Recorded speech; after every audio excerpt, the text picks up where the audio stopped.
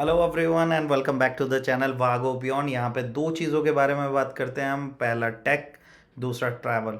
So technology के regarding ये update है कि बहुत जल्दी आपको न्यू ईयर और क्रिसमस की सेल देखने को मिलेगी। बहुत सारे आपको प्रोडक्ट सजेस्ट कर रखे हैं ऑलरेडी। आपको डिस्क्रिप्शन में और आई बटन पे वीडियो के लिंक मिल जाएंगे जो जो आप खरीद सकते हैं, या फिर उन्हें अभी भी आप ऐड टू कार्ट करके रख सकते हैं। क्यों? क्योंकि डील्स के टाइम पे वेबसाइट पे ट्रैफिक ज़्यादा होता है, तो ये लोग क्या करते हैं, अपने प्राइस हाइक कर देते हैं। तो उस चीज़ से बचने के लिए या फिर ध्यान में रखने के लिए कि ये प्राइस हमें पहले कितने का था, अभी कितने का है, तो उस चीज़ के लिए आप कार्ट में ऐड कर सकते हैं। नेक्स्ट, अगर हम बात करें ट्रैवल की, तो हमारे पास भर के कमेंट्स आए थे कि आप मुंबई से सूरत ट्रैवल करो। तो हमने वो भी कर दिया। कल मैं सूरत से आया हूँ ड्राइविंग करते हुए। तो वो भी कंप्लीट हो चुका है। उसकी वीडियो आपको जल्दी से देखने को मिल जाएगी। लेकिन अगर हम बात करें, हमारे पास जैसे और भी कमेंट्स आए थे कि महाराष्ट्र की रोड अच्छी नहीं है, तो इसीलिए हमने पुणे से येवला की एक ट्रिप की है। तो वो 250 किलोमीटर की एक ट्रिप थी वन वे, तो हमने येवला को ही क्यों चुना उसके बारे में भी हम बात करने वाले हैं। तो जल्दी से देख लेते हैं इसके बारे में कि हमारे पास कैसी रही हमारी रोड ट्रिप और येवला कैसी जगह है। तो क्योंकि येवला एक कल्चरल और हेरिटेज सिग्निफिकेंस रखता है जिसके बारे में हम बात करने वाले हैं, इसलिए हमने येवला चुना।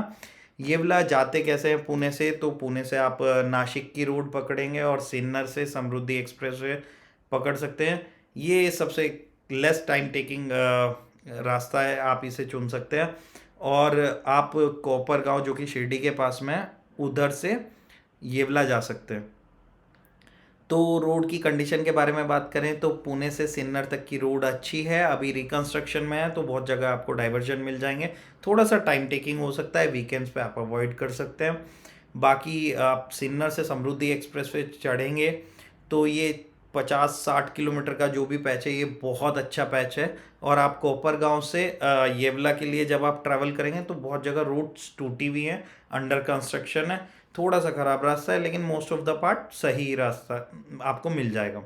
और येवला पहुंच जाएंगे जब आप, तो एक बार येवला की पोजीशन भी देख लेते हैं फटाफट। अगर आप येवला जा रहे हैं या फिर आप कहीं पे भी आ रहे हैं तो आप येवला घूम सकते हैं क्या?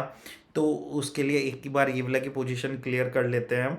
सो येवला यहाँ पर है, ये छत्रपति संभाजी नगर और नासिक के बीच में है, शिरडी के जस्ट पास है। तो अगर आप शिरडी आ रहे हैं तो आप येवला भी विजिट कर सकते हैं। और शिरडी से 2 घंटे या 2.5 घंटे की दूरी पे आपको मिल जाएगा, आप येवला पहुंच सकते हैं। जाना क्यों है उसका रीज़न नेक्स्ट स्लाइड में मैं आपसे डिस्कस करने वाला हूँ। और ये जो लगता है संगमनेर तालुका है। अगर आप डायरेक्शन भी देखना चाहें तो येवला से इस तरफ आपको पड़ेगा मुंबई, यहाँ की साइड आपको पड़ेगा पुणे, और इधर की साइड अहमदनगर आपको मिल जाएगा। और भी चीज़ें अगर आपको यहाँ पे आके घूमनी है तो येवला से यहीं की साइड है अजंता और अलोरा केव्स, वो भी आप घूम सकते हैं। नेक्स्ट हम बात करेंगे येवला हम क्यों गए और येवला की सिग्निफिकेंस और कल्चरल हेरिटेज, जो चीज़ ये सिग्निफाई करती है उसके बारे में। तो लेकिन उससे पहले मैं आपको बता देता हूँ, येवला फेमस है पैठनी साड़ी के बारे में। थोड़ा सा पैठनी साड़ी के बारे में जान लेते हैं। तो पैठनी साड़ी एक हाथ से बनाई हुई साड़ी होती है जिसे बनाने में काफ़ी टाइम लग जाता है। कितना कि एक साड़ी को बनाने में कभी कभी 6 महीने लग जाते हैं या उससे भी ज़्यादा लग जाते हैं। नेक्स्ट, इसके बॉर्डर और पल्लू के बारे में अगर मैं बात करूँ, तो क्योंकि ये हाथ से बनती है पूरी साड़ी, तो इसकी सिग्निफिकेंस ही है कि इसका पल्लू रिवर्सेबल है। आप दोनों साइड से डिज़ाइन देख के बता सकते हैं और दोनों साइड से आप देख सकते हैं डिज़ाइन इसका। तो दोनों तरफ आपको सेम डिज़ाइन आपको मिल जाएगा। सिग्निफिकेंस में आपको इस पर पीकॉक बने हुए मिल जाएंगे, मोर, और ज़्यादातर लोटस मिलेंगे आपको, पैरेट्स मिलेंगे, फ्लावर्स मिलेंगे, ये सब। और वाइब्रेंट कलर डुअल टोन में आपको ये साड़ी देखने को मिल जाती है कहीं भी।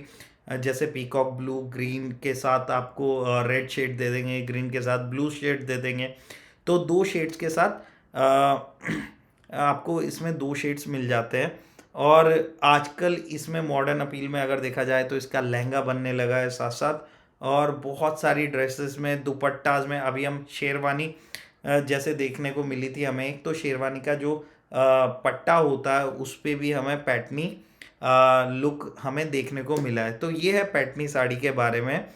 और इसका एक छोटा सा और एग्जांपल मैं आपको ये ऐसे बताता हूँ जो इसके बुनकर होते हैं उनकी ये हेरिटेज पीढ़ी दर पीढ़ी उन्हें सिखाया जाता है, इसलिए ये आर्ट प्रिजर्व्ड है।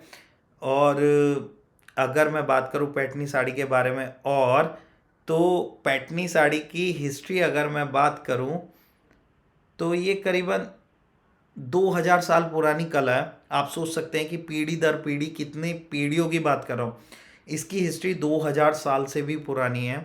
प्योर सिल्क में बनती है, इसमें सोने के और सिल्वर के मेटालिक वायर्स यूज़ होते हैं इसका डिज़ाइन बनाने में, इसलिए बहुत महंगी हो जाती है। महंगी की साड़ी की मैं आपको बताता हूँ, अगर आप साड़ी सुनते हैं 10 लाख 15 लाख तो ये आम बात है पैठनी साड़ी के लिए। और जो असली मेटल में होती हैं, रियल गोल्ड में होती हैं, सिल्वर जरी में होती हैं, बहुत महंगी पहुंच जाती हैं। और इन्हें बनाने में भी जैसे मैंने बोला इसमें टाइम बहुत लगता है। तो ऐसे ही मैं एक कारखाना है उनका, उनसे बात कर रहा था, तो वो लोग बता रहे थे कि उन्हें पर इंचेस के हिसाब से साड़ी चार्ज करनी पड़ती है। तो जो बुनकर सारी कॉस्ट आती है उन्हें साड़ी में 650 पर स्क्वायर इंच उन्हें डिज़ाइन बनाने में कॉस्ट लगती है, जिसमें से हाफ अमाउंट 50% जाता है बुनकर को। आपको शुरू में ज़्यादा लग सकता है ये अमाउंट, लेकिन अगर आप इसे ऐसे सोचें कि एक साड़ी को बनने में ही 6 महीने लग रहे हैं। अगर एक साड़ी 3 से 4 लाख रुपए की बनती है, पूरी साड़ी में डिज़ाइन नहीं होता है, मोस्टली बॉर्डर्स पे या फिर ब्लाउज टाइप में उस जगह आपको डिज़ाइन देखने को मिल जाएगा आपको इसका। और 50% अमाउंट जाता है बुनकर की तरफ। तो आप सोच सकते हैं अगर एक साड़ी को 5-6 लाख रुपए लगे हैं बनाने में और 6 से 8 महीने लगे हैं, तो वो उस हिसाब से उसकी सैलरी बिल्कुल राइटली जस्टिफाइड है। और मोस्टली मैं ये बताता हूँ, ये साड़ी ओरिजिनेट हुई थी येवला में भी नहीं हुई थी, लेकिन ये पैटर्न में हुई थी, जो कि येवला से काफ़ी दूर है। तो अब मेरे पास एक क्वेश्चन ये आया दिमाग में कि पैटर्न येवला से बहुत दूर है, तो वो येवला ही क्यों चुना उन्होंने? उस टाइम पे बहुत सारे सिटीज़ थे, बहुत सारी जगह वो शिफ्ट हो सकते थे, लेकिन ये पैटर्न से वो येवला क्यों पहुँचे? तो अभी मैंने रिसेंटली आपसे एक मैप शेयर किया था, उस पे उसकी पोजीशन, येवला की पोजीशन जानने की कोशिश की थी। अगर आप देखें यहाँ पे फिर से येवला की पोजीशन, तो उस टाइम पे जो बड़े डिस्ट्रिक्ट्स में आते थे वो छत्रपति संभाजी नगर, नासिक, जो हिस्टोरिकल रिप्रेजेंटेशन थी, मुंबई था, यहाँ पे पुणे था, अहिल्याबाई नगर जो कि अहमदनगर था। तो Yeola seems to be a centre की जहाँ से सारी जगह चीज़ें भेजी जा सकती थी। और तो पैटर्न अगर आप देखिए एक साइड में लोकेशन है, तो वहाँ से पॉसिबल नहीं था शायद, क्योंकि उस टाइम रास्ते, जियोग्राफिकल रिप्रेजेंटेशन कुछ और होती थी। तो मुझे ऐसा लगता है कि Yeola would have been the centre in that case, कि वहाँ से ट्रांसपोर्टेशन वो इजीली हो सके।